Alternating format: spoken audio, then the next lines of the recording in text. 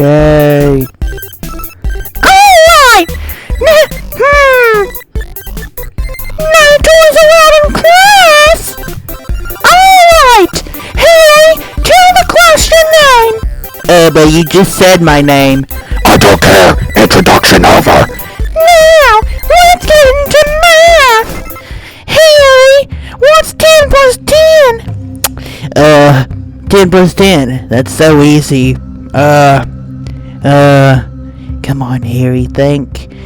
Duh, you can do it, even though you failed kindergarten. It's equal to 3. You're stupid! Green one! What's 10 plus 10? It's obviously 20. Oh, that's correct, but you don't have to yell so loud. Bat, what's 20 plus 10? Alright, you can't talk. Cactus, back to you.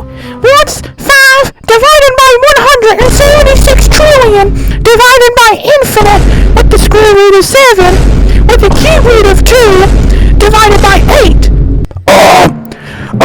Incorrect! I was going to destroy the universe, but I just realized I can't. Wow, Dragon Dude, you don't have your powers anymore. Just kidding, I lied!